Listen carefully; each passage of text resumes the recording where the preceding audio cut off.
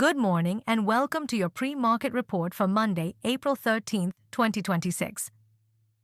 Let's take a quick look at the global cues, domestic trends, and stocks to watch before the markets open.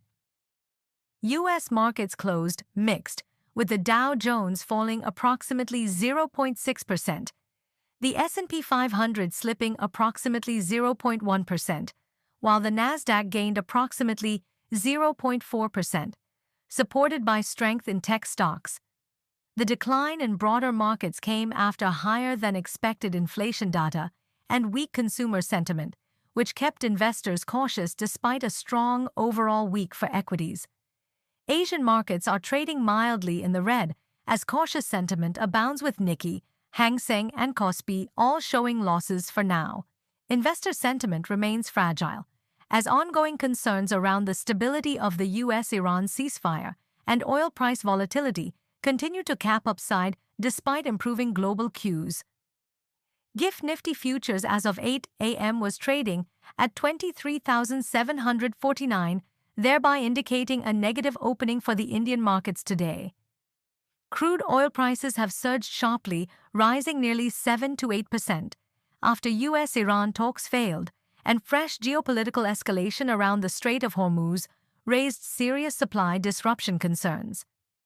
Gold prices are under pressure, falling 1 to 3%, as a stronger dollar and rising oil-driven inflation fears reduce expectations of rate cuts, even though geopolitical tensions are still providing some support. Mahindra Mahindra, through its subsidiaries, will exit its stake in Erkunt Foundry by selling its entire 99% holding to multiple buyers. Post this transaction, the foundry business will no longer remain a subsidiary, indicating a strategic portfolio reshuffle. Larsen Toubro's real estate arm has acquired a 100% stake in International Greenscapes, making it a wholly owned subsidiary. This move will help the company expand its real estate footprint by leveraging IGSL's land bank for future developments. AstraZeneca Pharma India has received regulatory approval to import and sell acalabrutinib tablets in India.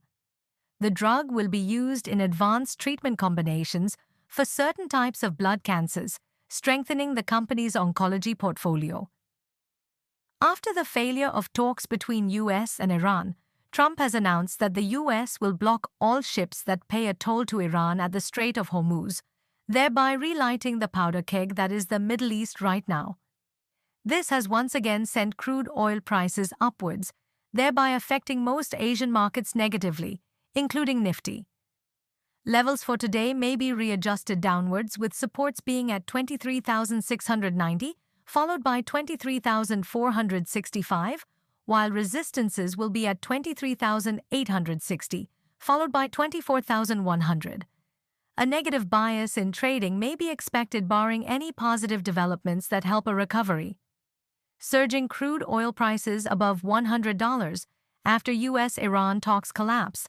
Escalating geopolitical tensions, heavy FII outflows, rupee weakness tracking oil and capital flows, inflation concerns, and global risk-off sentiment are likely to keep markets volatile and under pressure. Strong DII inflows providing support.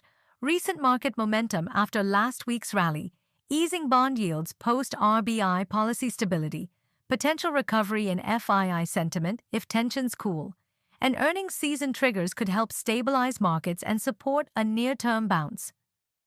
On Friday, foreign institutional investors were net buyers of about 672 crore rupees, while domestic institutional investors were net buyers of around 410 crore rupees. That's your market snapshot for India on April 13, 2026. For more such updates, don't forget to like, subscribe, and hit the bell icon. Wishing you a focused and profitable trading session ahead.